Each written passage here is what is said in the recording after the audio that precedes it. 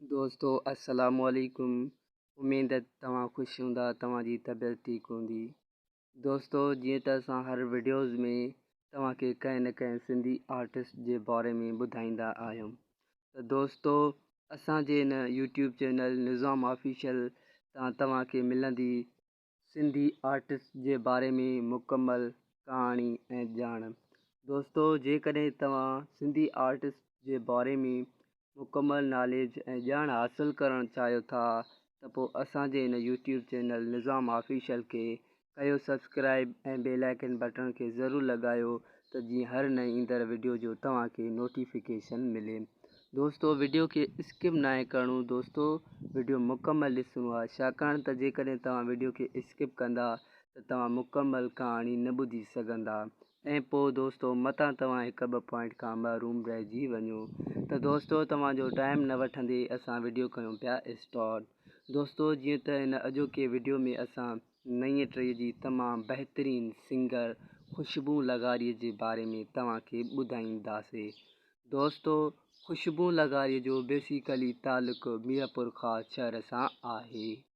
दोस्तों ख़ुशबू लगारीअ खे सिंगिंग जे तरफ़ तक़रीबन 8-9 साल थी चुका आहिनि ऐं दोस्तों ख़ुशबू लगारीअ जा 36 एल्बम अची चुका आहिनि ऐं दोस्तों ख़ुशबू लगारी सूफ़ी सिंगर आहे। हूअ तक़रीबन कलाम सूफ़ी ॻाईंदी आहे ऐं उन्हनि जा सूफ़ी एल्बम हूंदा आहिनि ऐं दोस्तों ख़ुशबू लगारीअ जो उस्ताद मेवो ख़ान ऐं बादल राई ॿिया तमामु घणा उस्ताद आहिनि।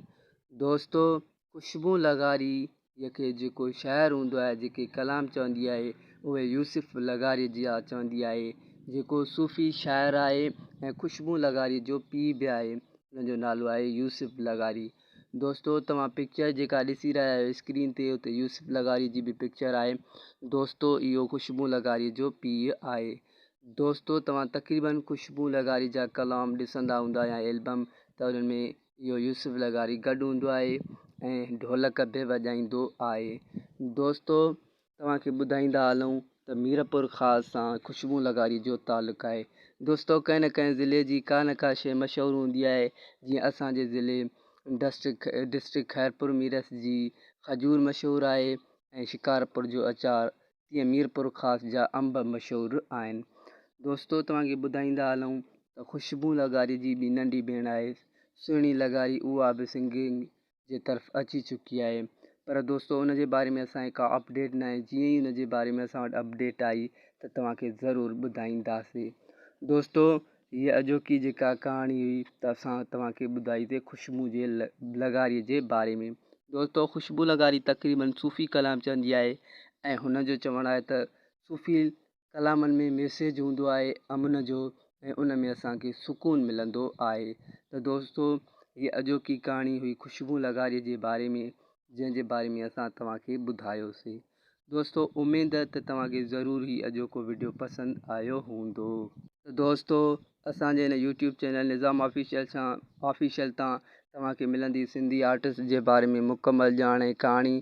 जेकॾहिं तव्हां ॼाणणु चाहियो था सिंधी आर्टिस्ट जे बारे में मुकमल ॼाण ऐं कहाणी, त पोइ असांजे यूट्यूब चैनल खे जेकॾहिं तव्हां अञा बि सब्सक्राइब न आहे कयो त पोइ कयो असांजे यूट्यूब चैनल खे सब्सक्राइब ऐं बेल आइकन बटन खे ज़रूरु लॻायो त जीअं असांजी हर नई ईंदड़ वीडियो जो तव्हांखे नोटिफिकेशन मिली सघे। दोस्तों जेकॾहिं हीउ अॼोको वीडियो तव्हांखे पसंदि आयो आहे त वीडियो खे कयो लाइक, कमेंट कयो ऐं शेयर ज़रूरु कयो पंहिंजे ॿियनि दोस्तनि ॾांहुं बि, त उहे बि मज़ीद मालूमात हासिलु करे सघनि ख़ुशबू लगारीअ जे बारे में तव्हांजे मदद सां ऐं असांजे हिन वीडियोज़ मां। वरी मिलंदासीं हिकु नए वीडियो में, तेसिताईं असांखे ॾींदा इजाज़त। अल्लाह हाफ़िज़।